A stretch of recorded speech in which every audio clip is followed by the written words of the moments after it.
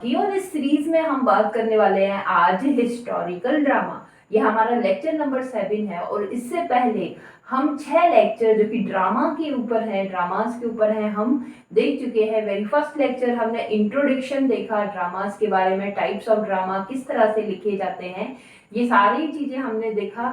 Second pre Elizabethan drama और third Elizabethan dramas के बारे में। उसके बाद हमने बात की ट्रेजेडी की, कॉमेडी की और दोनों का ही मिक्सचर ट्रेजिक कॉमेडी की। आज जो बात हम कर रहे हैं it is about historical play, और यहाँ से हम देखेंगे कि हिस्टोरिकल प्ले क्या है, कहाँ से क्या सोर्स रहा था, किस तरह से लिखे जाते थे, और जो हमारे सिलेबस में इसका जो फेमस राइटर है कौन, शेक्सपियर, तो उनके कौन कौन से रहे हैं और क्या उनकी थीम रही है। तो बड़ा ही इम्पोर्टेंट लेक्चर, यहाँ से तो एक क्वेश्चन बनने का बहुत ही ज़्यादा चांसेस हैं, पूछे ही जाते हैं। या तो शेक्सपियर के ऊपर पूछा जाएगा, ड्रामा से बेस होगा, चाहे दो एंगल से यहाँ से क्वेश्चन पूछने की पॉसिबिलिटी है। तो आज का हमारा जो टॉपिक है it is about historical drama.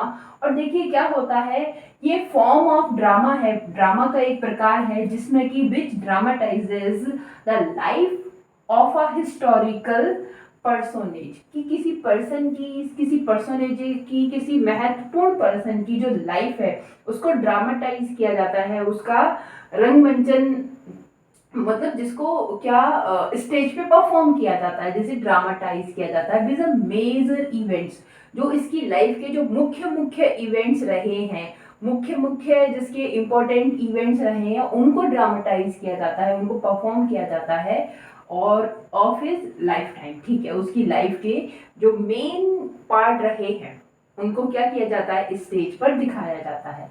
This kind of drama grew out of the morality plays in the first century of the 16th century.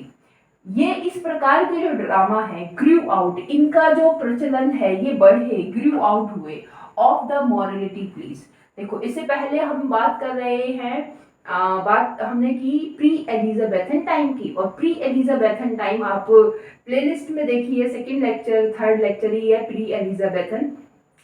और वहां पर हमने बात की थी प्लेज की, कि इससे पहले किस तरह के प्लेज लिखे जाते थे। हम वहां पर बात करते हैं मॉरलिटी प्लेज की, मिरेकल प्लेज की, मिस्ट्री प्लेज की। तो वही बात है कि ये जो हिस्टोरिकल ड्रामास हैं कहाँ से ग्रू हुए, कैसे बढ़े, तो जो मॉरलिटी प्लेज हैं वहां से इनका जो फॉर्म है डेवलप हुआ in the first half of 16th century के स्टार्टिंग में। और ये क्या थे, depend of chronicles for its theme. जो हिस्टोरिकल ड्रामास थे अपना, ये क्या थे, डिपेंड थे, निर्भर थे किस पर, क्रॉनिकल्स पर।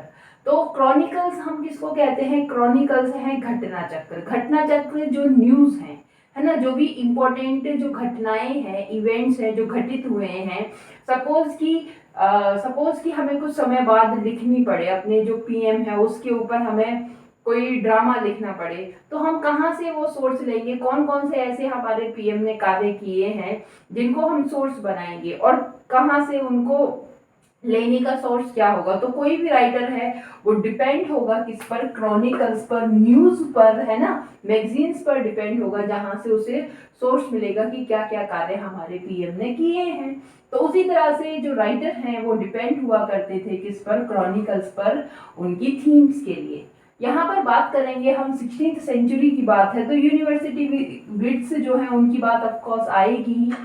ये क्या थे, first to popularise this form of drama. इस फॉर्म ऑफ ड्रामा को, हिस्टोरिकल प्लेस को पहले नहीं लिखा जाता था, पर इसको जो पॉपुलर बनाने का, प्रसिद्ध बनाने का जो क्रेडिट जाता है it is to University Wits. तो यहाँ आप देखिए कि पीले इन्होंने लिखा है Edward first, Greene Robert Greene, James fourth ये लिखते हैं, Marlowe Christopher Marlowe, Edward second, इन्होंने ये प्ले लिखे हैं। तो ये कैसे हैं, ये हिस्टोरिकल प्ले हैं। हम बात करेंगे उन महान व्यक्तित्व की जो हमारे सिलेबस में भी है। So that is about Shakespeare historical play. तो जो इनके जो प्लेज हैं 6 फुल लेंथ प्ले हैं जो कि इंग्लिश किंग्स हैं उन पर, उनके लिए जो लिखे गए हैं। He wrote 6 full length dramas of English Kings. तो जो इंग्लिश के महाराजा रहे हैं, राजा रहे हैं, उनसे रिलेटेड 6 फुल लेंथ इन्होंने ड्रामा लिखे हैं। और कौन कौन से, कि किंग जॉन की इन्होंने कहानी लिखी है, रिचर्ड सेकंड और हेनरी सिक्स्थ की इन्होंने कहानी लिखी है। और जो ये 3 जो इनके हिस्टोरिकल ड्रामास थे, इनमें क्या दिखाया गया है, किंगली वीकनेसेस। तो जो राजा की जो वीकनेस है, कमजोरियां जो हैं, उसको यहाँ पर इन्होंने पॉइंट आउट किया है। जबकि Richard second, Henry fourth, Henry fifth, इनकी जो कहानी दिखाई है इन्होंने इन हिस्टोरिकल प्लेस की, तो इनमें इन्होंने क्या दिखा है, किंगली स्ट्रेंथ। तो राजा की जो शक्तियां हैं, स्ट्रेंथ है, पावर है, उसको इन्होंने दिखाने का कार्य किया है। देखो बड़ा ही इंपॉर्टेंट यहाँ से क्वेश्चन है कि सोर्स क्या है भाई, कहाँ से शेक्सपियर ने लिखे। और शेक्सपियर का हम कोई भी प्ले प्रिपेयर कर रहे हैं, कोई भी इनका प्ले प्रिपेयर कर रहे हैं, क्योंकि रॉबर्ट ग्रीन ने तो इनको प्लेगियरिस्ट कह दिया है ना।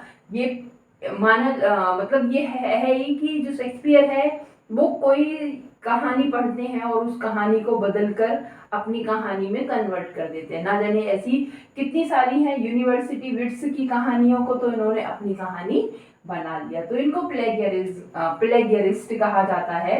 प्लेगियरिस्ट the person who stole the work of literature, किसी और का जो अदर वर्क है लिटरेचर का, वो उसको क्या कर लेता है, साहित्यिक चोरी जो करता है, किसी के साहित्य को चुरा लेता है, अपने उस तरह की थीम का अपना नाटक, उस तरह का जो प्ले है अपना बना लेता है, फिर से लिख देता है, तो उसको प्लेगियरिस्ट कहते हैं। तो शेक्सपियर को प्लेगियरिस्ट कहा जाता है।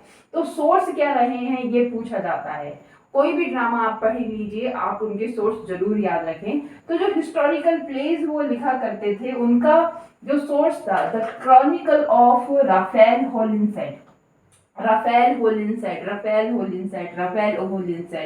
तो जो सोर्स रहे हिस्टोरिकल प्लेस लिखने के, दैट इज राफेल होलिनसेट, जो पब्लिश हुए 1577 में, 1577 में, वो उनके सोर्स थे। इसके साथ साथ 2 और भी सोर्स माने जाते हैं जो क्रॉनिकल्स हैं, किसके, एडवर्ड हॉल के क्रॉनिकल्स और जॉन स्ट्रॉ के क्रॉनिकल्स। तो आप इनको भी याद रखें कि 2 अदर क्रॉनिकल्स और हैं जिनको सोर्स माना जाता है। पर आप याद रखें सबसे ज्यादा राफेल होलिनसेट, यहाँ से राफेल होलिनसेट, ये जो पब्लिश हुए थे 1577 में, इनको सोर्स माना जाता है शेक्सपियर के हिस्टोरिकल प्लेस में। तो ये it is about historical drama. Mainly हमने जहाँ कवर किया है वो शेक्सपियर के जो हिस्टोरिकल प्लेस हैं उन पर हमने आज बात की है। तो मैं समझती हूँ कि ये लेक्चर आपके लिए बहुत ही ज़्यादा इम्पोर्टेंट रहेगा इन फ्यूचर, और आपने ध्यान से इसको पढ़ा भी होगा और अच्छा भी लगा होगा। आशा करती हूँ कि आप इसे शेयर करेंगे, लाइक करेंगे और मेरे चैनल को सब्सक्राइब करेंगे। So thanks for watching it. Thank you for more.